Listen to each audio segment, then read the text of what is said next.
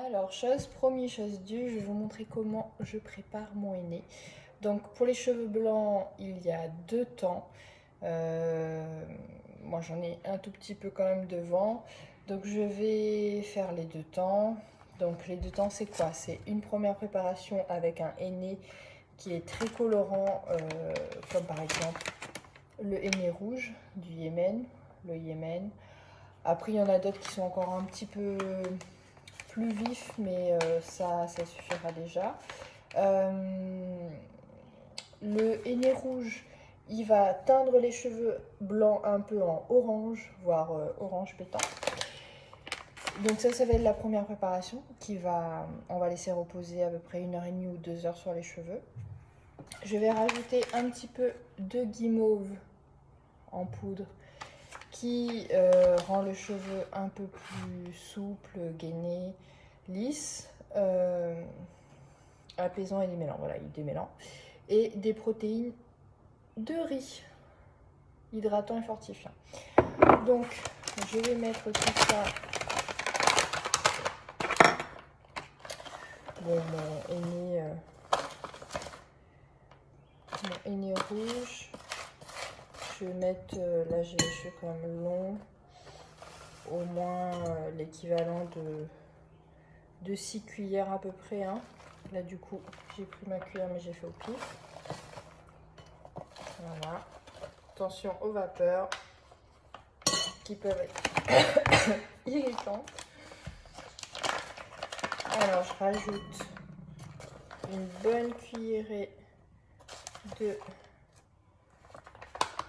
poudre de guimauve. Voilà.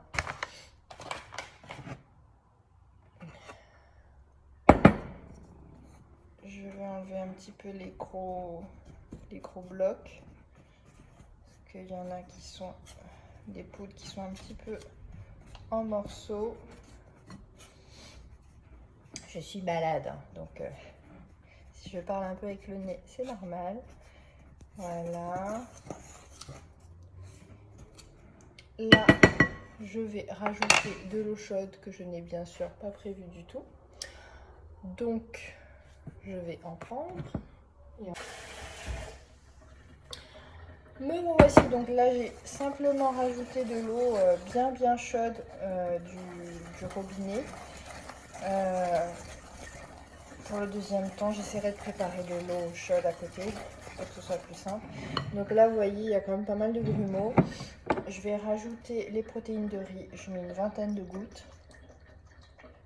Voilà. Vous voyez mon pifomètre. Hein. Donc une vingtaine de gouttes de protéines de riz.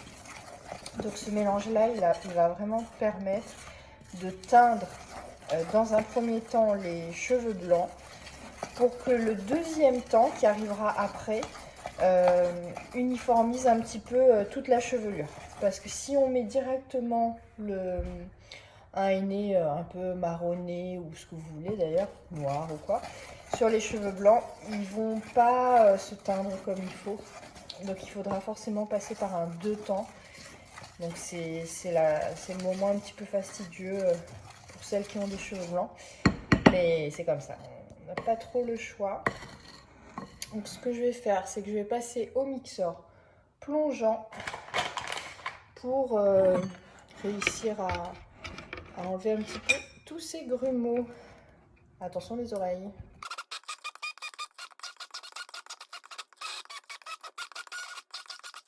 Alors ça a l'air beaucoup mieux, beaucoup plus lisse. Parce que c'est vrai que s'il y a des grumeaux et donc de la poudre qui reste en petits morceaux, au niveau du lavage, ça va être compliqué. Il va falloir rester très longtemps sous la douche et tout. Et ça peut même rester de toute façon dans les cheveux. Donc maintenant, je fais ça. Il n'est pas super préconisé d'utiliser de l'inox et tout pour le henné, mais je remarque pas de différence et ça se passe très bien. Et voici. Donc, mon premier temps est prêt. Donc voilà, un henné qui va colorer les cheveux en orange, dit comme ça, surtout les cheveux blancs. Et donc je vais mettre ça sur mes cheveux pendant 1h30 environ. On peut laisser jusqu'à 2h. Hein. Et après je vais rincer. Donc là ce que je vais faire, c'est que je vais d'abord mouiller, enfin démêler et mouiller mes cheveux avec de l'eau un peu chaude. Et puis je vais appliquer ça sur cheveux mouillés parce que c'est beaucoup plus simple d'application sur cheveux mouillés. Voilà. Donc je vais d'abord faire ça et à tout à l'heure pour le deuxième temps. Alors voilà, je vous ai pas montré comment j'ai appliqué parce que j'ai pas vraiment de technique. Je mets ma tête en tout cas en avant dans la douche ou dans la baignoire. Donc les cheveux en avant, je commence par bien en mettre pas mal au niveau du cuir chevelu parce qu'après quand on descendra dans les longueurs, ce sera plus compliqué à mettre au niveau du cuir chevelu. Et puis, donc en mettre une bonne couche, vous voyez quand même, hein, c'est quand même assez épais, surtout au niveau des racines. Quand j'ai réattaché mes cheveux, je me suis réoccupée des racines là devant avec ce qui restait. Je mets alors soit du cellophane si on n'a pas de bonnet, sinon un bonnet. Moi j'ai un petit bonnet qui garde bien au chaud parce que c'est ça l'intérêt en fait, c'est que le henné ne sèche pas, donc la verge ne tarde pas. Je laisse bien au chaud pendant 1h30. Alors c'est parti pour le deuxième temps du coup. Donc là j'ai rincé mes cheveux après le premier temps. Donc j'ai les racines un petit peu orangées. Oh, ça se voit très peu mais il y a un tout petit reflet en vidéo. Alors le deuxième temps il va permettre à colorer les cheveux de la manière qu'on souhaite vraiment les colorer. Le premier temps c'était du orange, voilà, on ne choisit pas forcément. Le deuxième temps on va commencer par quelque chose d'assez simple, donc une préparation. Voilà, donc il y a déjà un mélange. Celui-ci, il y a du rajasthan, un peu d'indigo et du curcuma dedans. Donc le henné caramel qui me donne des reflets un petit peu chauds. Voilà, vous verrez que c'est un petit peu plus clair que ma teinte. Ça va pas éclaircir mes cheveux, hein, mais ça va colorer mes cheveux blancs et ça va donner des tons un peu chauds. Donc ça se présente sous forme de sachet comme ça. Donc il y a 4 sachets dedans, dans celui-ci je crois. Oui, 4 il me semble. Donc je vide tout. Voilà. Je casse les gros morceaux. Donc voilà, ce deuxième temps va vraiment permettre de colorer vraiment les cheveux blancs et le reste des cheveux. Donc je rajoute un petit peu de poudre d'orange qui est top pour le volume, la brillance. Oui, parce qu'on a du henné colorant, mais on peut très bien rajouter des poudres ayurvédiques qui vont embellir un petit peu plus le cheveu aussi. Je mets une cuillère et demie, on va dire. C'est juste qu'il faut qu'il y ait une grosse majorité de poudre colorante surtout. Hein. Parce que si on met trop de poudre ayurvédique à côté, ça va casser le pouvoir colorant et ça va pas colorer suffisamment. Donc du cidre qui va aider à fixer le henné.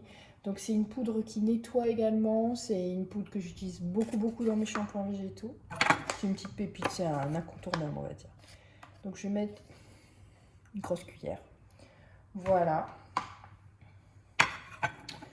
Donc là j'ai mon mélange.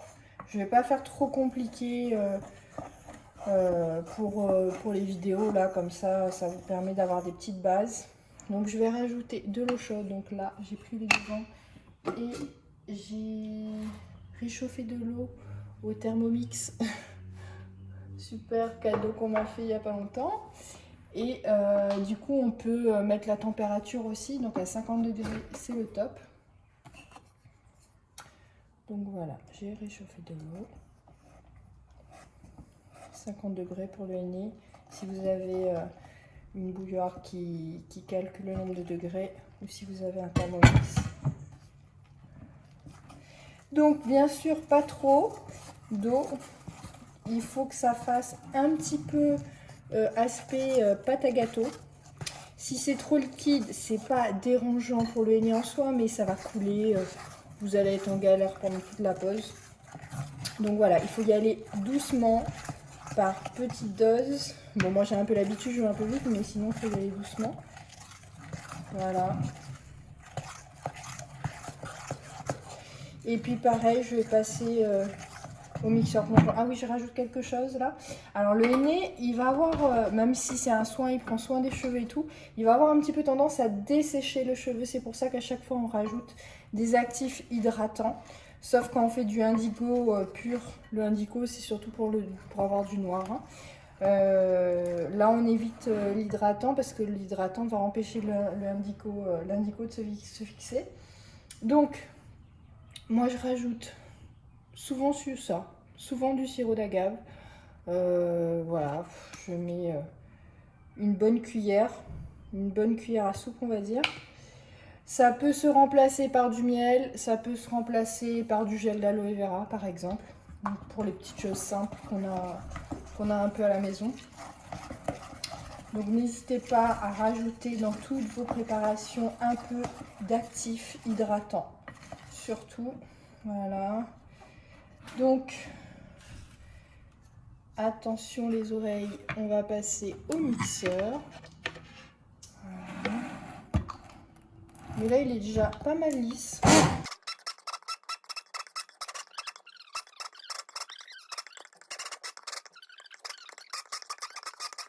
Donc on va aller colorer tout ça, même si on le voit un peu, hein, des fois par petits reflets. Pourtant là il commence à faire nuit déjà là. Donc c'est pour ça d'ailleurs j'ai pas trop tardé, j'ai pas fait 2 heures de pause pour le premier temps. J'aurais pu mais bon j'ai pas fait parce qu'il commence déjà à faire quasiment nuit ici. Il y a déjà la lumière artificielle. Donc voilà. Mon super henné caramel avec un peu de cidre et un peu de poudre d'orange. Donc il est un poil liquide, mais ça va aller. Je pense que ça va pas couler outre mesure. Mais surtout, essayez de le faire un petit peu plus compact, d'y aller un peu plus doucement, plus que moi. Donc je vous laisse, je vais aller appliquer ça et je vais laisser là pour le coup, j'ai pas besoin de refilmer après. Donc je pense 2 heures pour que ça prenne bien. Alors voilà, du coup je vous montre un petit peu le rendu. J'ai rincé mes cheveux hier soir. Du coup il faisait nuit donc j'ai pas pu vous montrer. Donc après le rinçage qui est un petit peu long, j'ai mis dans une grande bouteille d'eau froide un petit peu de vinaigre de coco, mais ça marche aussi avec du vinaigre blanc, du vinaigre de cidre. Pas beaucoup, hein, une cuillère à soupe. Donc en eau de rinçage, c'est-à-dire qu'on va verser ça sur les cheveux et qu'après on va plus du tout les rincer avec de l'eau claire. Ça permet aux cheveux d'être un petit peu plus brillants, les écailles de se refermer aussi vu que ce sera de l'eau froide. Et donc du coup, voilà, donc là c'est terminé. Mes cheveux sont teints, il y a plusieurs petites nuances qu'on pourra voir un petit peu en vidéo. Donc j'espère que cette vidéo vous aura plu. Et puis n'oubliez pas que là c'est vraiment ma manière de faire le henné, mais c'est pas du tout universel. Si c'est quelque chose qui vous plaît, qui vous intéresse, n'hésitez pas à faire vos propres recherches et à voir ce qui vous convient le mieux. Voilà, je vous embrasse.